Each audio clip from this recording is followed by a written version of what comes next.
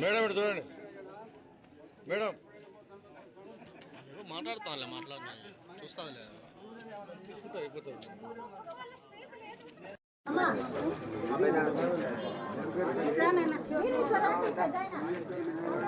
మన దగ్గర ఉంటే చెప్పాలా.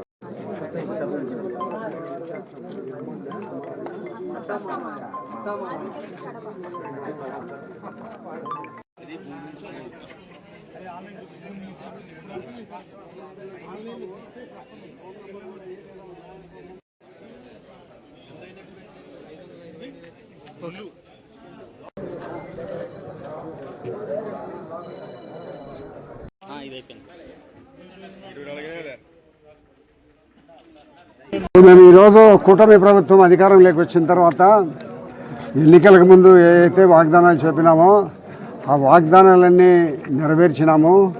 నెరవేర్చిన తర్వాత అందరి దగ్గరికి పోయి మీకు అన్ని ప్రభుత్వం గతంలో ఎన్నికల ముందు చెప్పినవన్నీ నెరవేర్చినానేమో సూపర్ 6 ఇవన్నీ వస్తున్నాయా లేదని కనుక్కొని మరొకసారి ఎక్కడైనా పొరపాటు జరిగింటే వాళ్ళ దగ్గర నుంచి మళ్ళీ రెక్టిఫై చేయాలనే ఉద్దేశంతో మా గౌరవ ముఖ్యమంత్రి కూటమి ప్రభుత్వము దీనికి శ్రీకారం చుట్టింది.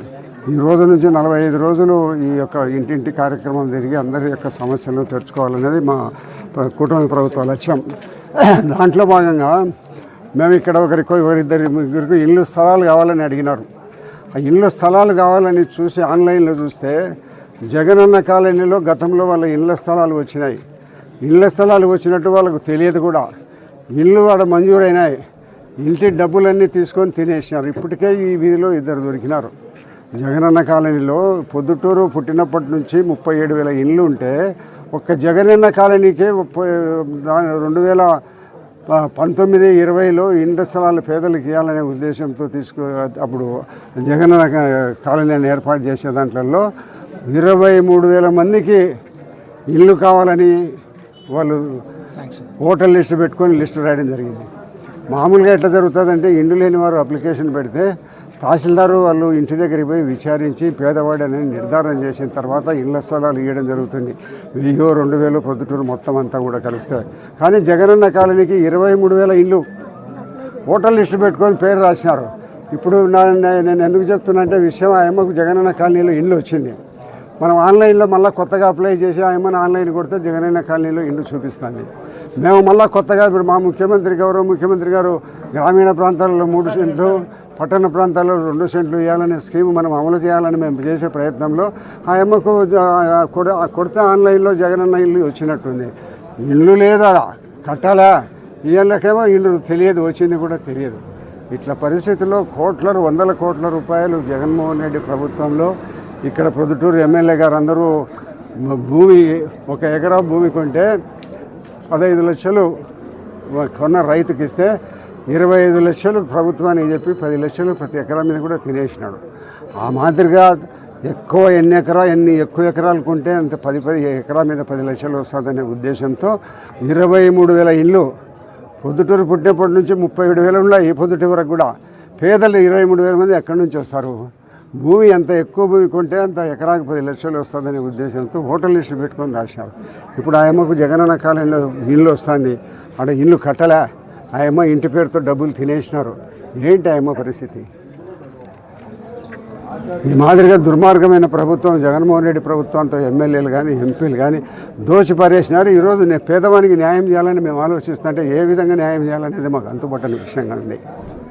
కాబట్టి గౌరవ ముఖ్యమంత్రి గారితో మాట్లాడి ఇల్లు పేర్లతో వచ్చిన ఇల్లు తయారు కాకుండా ఉండే వాళ్ళను డిలీట్ చేసి మళ్ళీ కొత్తగా ఇల్లు ఇచ్చే ప్రయత్నం చేద్దామని మా ముఖ్యమంత్రి గారికి తెలియజేయాలని అనుకుంటున్నాం. ఎందుకంటే ఈ సందర్భంగా మేము ఇంటింటి ప్రచారంలో భాగంగా మాకు ఈ విషయాలన్నీ తెలుస్తున్నాయి. కాబట్టి గౌరవ ముఖ్యమంత్రి దృష్టికి తీసుకొని పోయి గతంలో ఇచ్చిన ఆన్లైన్లో చూపించిన వారికి కూడా ఇల్లు ఆడ రాలేదు కాబట్టి కట్టలేదు కాబట్టి వాళ్ళని డిలీట్ చేసి మళ్ళీ కొత్తగా ఇప్పించే ప్రయత్నం చేస్తాం. అలాగే భగత్ సింగ్ కాలనీలో ఇవాళ మేము విజిట్ చేయడం జరిగింది. Door to door campaign programme Bhagat Singh కాలనీలో నిర్వహించడం జరుగుతోంది. ఈరోజు మొదటి రోజు. దాదాపు ఈ కార్యక్రమం 45 రోజుల పాటు కొనసాగుతుంది. ప్రతి ఒక్క బూత్ ఇన్ఛార్జ్ కానీ, క్లస్టర్ ఇన్ఛార్జ్ కానీ, యూనిట్ ఇన్ఛార్జ్ కానీ ప్రతి ఒక్క రోజు 30 ఇళ్ళు సందర్శించాల్సిన అవసరం ఉంటుంది. సందర్శించడం అంటే ఏదో కబడ్డీ ఆటలో చిన్నపిల్లలు పోయి అలా తాకేసి ఇలా వస్తారు, అలా కాదు. ఒక్కొక్క ఇంటి దగ్గర 3 నిమిషాలు కేటాయించి మన పథకాలన్నీ ఏవైతే ఉన్నాయో, అధికారంలో రాకముందు చంద్రబాబు నాయుడు సారు కూటమి ప్రభుత్వం ఏవైతే మనకు అన్నీ కూడా అనౌన్స్ చేశారో, హామీలు ఇచ్చారో అవన్నీ నెరవేరినాయా లేదా, ఎంతమందికి అవి అందినాయి, ఎంతమందికి అందలేదు అనే విషయం కూడా ఈ డోర్ టు డోర్ క్యాంపెయిన్ కార్యక్రమం వల్ల మనకు తెలిసే అవకాశం ఉంటుంది. కనుక రానున్న స్థానిక ఎన్నికల్లో కూడా ఇదొక ఉపకరంగా ఉంటుంది ప్రతి ఒక్కరికి కూడా. ఒక పార్టీకి అయితేనేంటి, కార్యకర్తలకైతేనేంటి, దాదాపు 45 రోజుల నుంచి ఇంకా 50 రోజుల్లో రానున్న స్థానిక మున్సిపల్ ఎలక్షన్స్ కానివ్వండి, పంచాయతీ ఎలక్షన్స్ అన్నీ రానున్నాయి. కాబట్టి ప్రతి ఒక్కరు ప్రజల కష్టాలన్నీ కూడా తెలుస్తాయి ఇలా డోర్ టు డోర్ క్యాంపెయిన్ చేయడం వల్ల.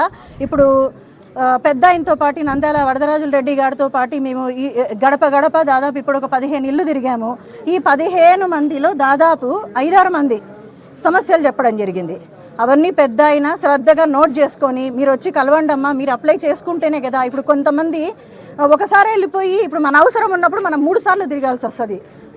మన అవసరం అనుకోండి, ఇప్పుడు మీకు ఇల్లు లేదు, ఒకరికి తల్లికి వందనం అందట్లేదు, మీరు పోయి సచివాలయంలో మీరు కాంటాక్ట్ అవ్వాల్సి ఉంటుంది. ఒకవేళ మీకు అది అందలేదనుకోండి, మీరు వెళ్ళి సచివాలయంలో కాంటాక్ట్ అవ్వండి, పెద్దాయన్ని కలవండి, ఆఫీస్కి వెళ్ళి కలవండి. మధ్యాహ్నం గాల ఈ 45 రోజులు పథకాలు అందిన వాళ్ళందరూ ఇంకా స్థలాలు కావాలి, స్థలాలు లేవంటున్నారు కొందరు.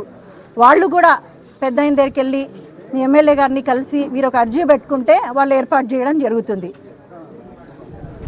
మంచికి చెడుకి ప్రజలందరూ కూడా తేడా తెలుసుకోవాల్సిన అవసరం ఉన్నది.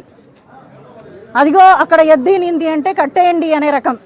జగన్మోహన్ రెడ్డి ప్రభుత్వం ఎట్లుంటుందంటే అట్లా నమ్మిస్తుంది ఏదైనా కానీ. అరాచక పాలన.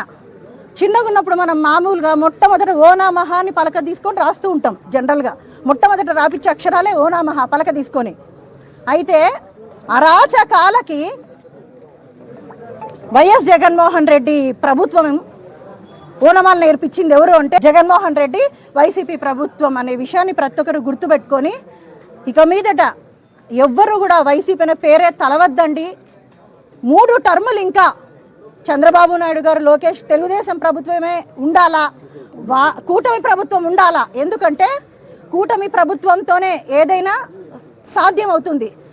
ఇన్ని రోజులు ఆ ప్రభుత్వంలో ఏదైనా ఇంత ఒక్క డెవలప్మెంట్ చూపించమని చెప్పండి, వాళ్ళు ఎంతసేపు ఉన్న అబద్ధాలు మాట్లాడడమే.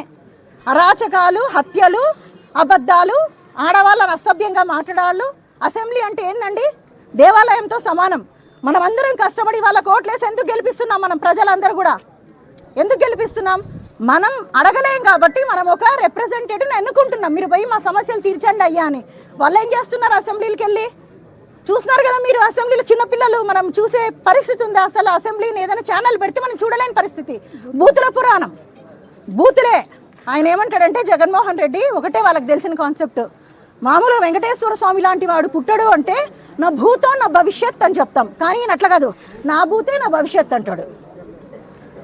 వైసీపీకి వాళ్ళ భూతే వాళ్ళ భూతులే వాళ్ళకి భవిష్యత్తు లేకుండా చేసింది ఆ పార్టీకి. ప్రతి ఒక్కరు కూడా గుర్తుపెట్టుకోవాలా. పొరపాటున కూడా వైసీపీ ప్రభుత్వం గద్దెనెక్క రాదు అని నేను మళ్ళీ తెలియజేస్తున్నాను. జై చంద్రబాబు నాయుడు గారు, జై వరదరాజుల రెడ్డి గారు, జై లోకేష్ గారు, జై టీడీపీ.